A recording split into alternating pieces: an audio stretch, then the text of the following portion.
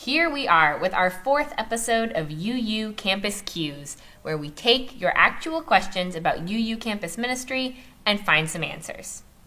I'm your host, Reverend Annie Gonzalez-Milliken, the Young Adult and Campus Ministry Associate for the Unitarian Universalist Association.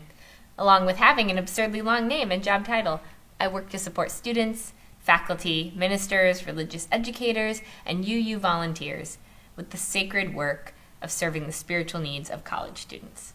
So let's jump in. Today's question is from Sarah Carlson, a lay facilitator and advisor for the UU student group at Iowa State University. She reached out to me and said, "I'm thinking of placing an ad in the student newspaper and posting flyers on campus. Do you have any recruitment pieces or effective outreach techniques for other groups?" Well, that's a great UU Campus Q. Many folks wonder about how to do effective outreach on our oversaturated college campuses. To give us some answers, we have Carrie McDonald, the Outreach Director for the Unitarian Universalist Association, with some tips on how to get the word out. Hi, I'm Carrie McDonald. I'm the Outreach Director for the Unitarian Universalist Association, which means that I help UUs and congregations across the country reach new audiences and new groups of people in their community with the amazing ministries they're doing. So I thought maybe I could help you all do the same on your college campuses. So I'm going to offer a couple of tips and ways of thinking about doing great outreach and promotion for the amazing things that you're doing on campus.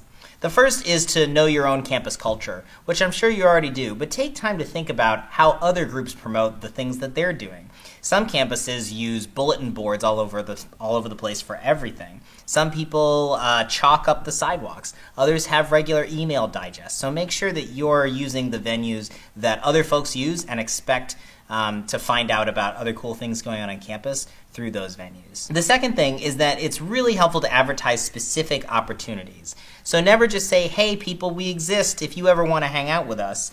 Always make sure that you've got a specific event, a program, maybe even if it's just the first of the year and we're going to have some snacks and a meal together. Make sure that there's a specific ask with a date and a time attached to what you're promoting, and a really easy way for people to find out more information. The biggest challenge you're going to have is always breaking through the clutter, right? There's so many things that you can do. There's so many things that other folks and your friends can do. Multiple touches, as they call it, multiple ways of getting your message out always help.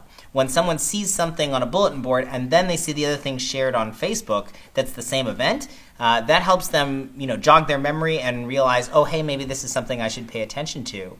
If someone comes across information about your group or your event 4 or 5 times, that's great. That probably means that you're doing your job.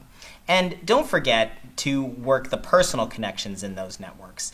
All the flyers, all the promotion in the world isn't going to be as good as you asking a friend or having a friend ask a friend to show up to that event. So make sure you work those personal networks as well. Make sure that you plan ahead.